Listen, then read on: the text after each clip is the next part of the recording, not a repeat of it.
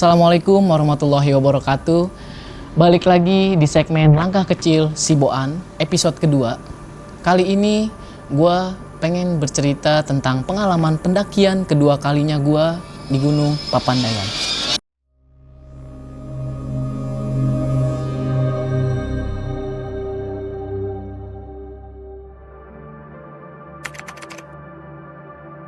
Oke, untuk pendakian kali kedua gua ini masih di daerah Garut, yaitu ke Gunung Papandayan. Dan posisinya waktu itu agak sedikit lumayan rame, kalau nggak salah 8-9 orang teman-teman gua. Dan pastinya masih ada Mas Ari yang ngajak gua, yang saudara gua pada pertama kali gua ngajak gua ke Cikuray. Jadi posisi waktu itu gua, Mas Ari, Oloy, temen sekolah gue, Jangek, Pice, Bang Umay, Yunas, Jangek, kira-kira 8-9 orang. Sorry kalau teman-teman gue yang belum kesebut atau lupa kesebut. Jadi pada waktu itu berangkat, gue lupa bulannya, pokoknya musim hujan, kalau nggak salah akhir Oktober atau awal November. Jadi Mas Ari ini untuk ngajakin gue buat naik gunung lagi. Yang kedua kalinya gue diajak sama dia. Mutusin buat ke Papandayan. Dan pada waktu itu posisi gue juga masih sekolah. Gue mutusin buat ngajak teman kelas gue namanya Oloy. Dan Oloy ini jujur sama kayak gue. Awalnya takut banget, gue bilang, udahlah, ayo kita naik gunung, kita cobain hal baru. Apa yang lu lihat di kota itu belum tentu lu lihat di gunung. Di gunung itu lebih indah daripada apa yang di kota. Dan akhirnya Oloy ini mau. Gue kenalin lah ke Mas Ari ini yang saudara gue. Dan gue ngajak Jangek ini ngikut lagi. Kita mutusin waktu itu untuk sewa elf berangkat ke Papandayan. Berangkat hari Jumat tengah malam jam 9 jam 10 malam sampai Papandayan itu jam 5 atau setengah 6 pagi, kira-kira pagi lah, Sabtu pagi. Setelah prepare, nurunin barang segala macem, gue sama tim untuk mutusin trekking jam 7. Pada waktu itu si Maxi masih 3.000 ya, nggak kayak tahun sekarang ya sudah bener-bener mahal. Waktu itu gue masih inget banget 3.000 rupiah si Maxi. Dan akhirnya gue jam 7 naik. Ini bener-bener di luar prediksi gue. Yang tadinya gue berpikir, wah jangan-jangan Gunung Papandayan sama kayak Cikuray nih, yang benar-benar dengkul ketemu jidat. Dan ternyata ya pada waktu itu gue agak sombong lah ya, EZ lah, maksudnya yang benar-benar datar gitu, beda banget. Karena posisinya sebelumnya tuh waktu itu gue ke Cikuray yang benar-benar jalurnya tuh jalur benar-benar dengkul ketemu jidat itu 12 jam tanpa ada bonus sedikit pun. Mungkin teman-teman yang udah pernah ke Cikuray tau lah gimana Gunung Cikuray. Dan ketika gue mulai trekking, gue rada sombong gitu. Gue bilang ke Mas Ari, Mas ini jalurnya begini semua. Iya, enakan Papandayan. Gue bercandain, kenapa kita awal-awal nggak ke Papandayan dulu gitu? Kenapa harus ke Cikuray? Dan jawaban Mas Ari tuh, Ya gue sengaja ngajak lu ke Cikuray biar lu tahu jalur yang lebih parah dulu nih. Ketika lu ketemu jalur-jalur yang landai, ya lu udah santai.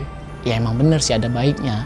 Tapi kalau menurut gue sih ya sama aja lah. Mau coba di awal jalur yang santai atau jalur yang ekstrim, itu kagetnya bener-bener sama kalau menurut gue. Ketika lu berawalan lu naik nyoba jalur yang santai, yang landai, dan berikutnya lu coba gunung jalur yang ekstrim, itu bener-bener kagetnya sama. Nah akhirnya gue trekking itu sama tim segala macem jam 7, bener-bener santai, penuh bercanda. Perkiraan gue tuh sampai di Pondok Saladah itu. Pondok Saladah ini adalah camping ground di Papandayan. Prediksi gue tuh perkiraan 5-6 jam. Dan ternyata cepet banget pada waktu itu. Trekking kira-kira 3-4 jam sebentar aja.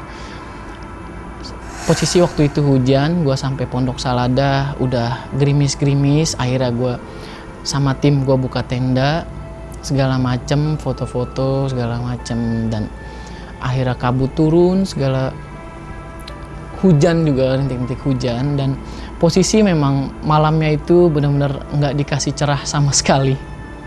Dan tenda gue pun kebanjiran. Mungkin Bang Umay, kalau Bang Umay nonton nih, Bang Umay itu sempat gue bangunin karena posisi gue banjir, itu benar-benar banjir lumayan, air tuh masuk semua. Dan Bang Umay itu nggak bangun sama sekali. Ini benar-benar pengalaman yang menurut gue tuh lucu banget. Tidur dengan posisi tenda banjir, mungkin karena saking ngantuknya kali ya. Itu Bang Umay itu tetap benar-benar pules dan benar-benar tidur. Sampai akhirnya gue bangunin, bang, bangun. Air udah tinggi gitu. Dia mah tetap ya udah cuek gitu, tetap tidur karena gue ngantuk. Itu yang benar-benar bikin gue ketawa sih. Dan akhirnya pagi tiba dengan posisi kabut, dengan cuaca hujan yang masih turun. Mas Ari bilang, Lu semua pada mau ke atas gak kita main ke hutan mati? Gimana gitu? ya udah, gue ayoin gitu. Gue ke hutan mati nih rame-rame. Ketika sampai di hutan mati, sebelum ke hutan mati, gue melewati jalur yang benar-benar ke arah belakang tenda ini. Posisi di depan gue Oloy sama Jangek nih. Yang lain ini lumayan rada jauh, kira-kira 20-30 meteran lah, nggak begitu jauh juga. Dan gue bertiga ini, ketika lagi bercanda di depan, itu gue dengar suara babi. Dan benar-benar suara babi itu yang bikin gue bertiga panik. Sampai akhirnya gue balik lagi nih ke rombongan.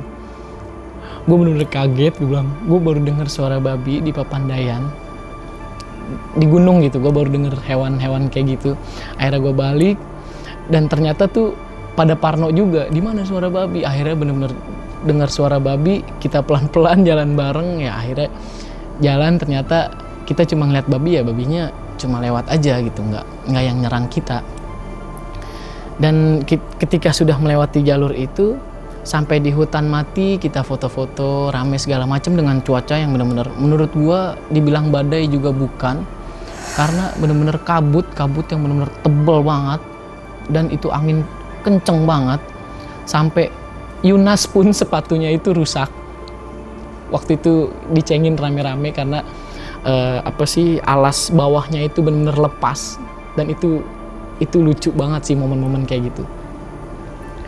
Sampai akhirnya kita foto-foto di hutan mati, kita balik lagi ke tenda, packing segala macem. Kita mutusin untuk turun. Kita turun lagi sampai ke bawah itu kira-kira turun 2 jaman lah. Itu santai banget. 2 jam sampai 3 jam. Dan ketika sampai di bawah itu kita prepare segala macem, mandi, bersih-bersih, sarapan sebelum balik ke Jakarta. Dan ketika semua sudah beres, kita mutusin untuk balik ke Jakarta dengan elf yang kita sewa dari Jakarta kemarin pas berangkat. Dan alhamdulillah semuanya aman sampai Jakarta. Oke brother, di video kali ini cukup segitu dulu aja cerita dari gua. Untuk kelanjutan ceritanya, sampai ketemu di Langkah Kecil Siboan minggu depan. Wassalamualaikum warahmatullahi wabarakatuh.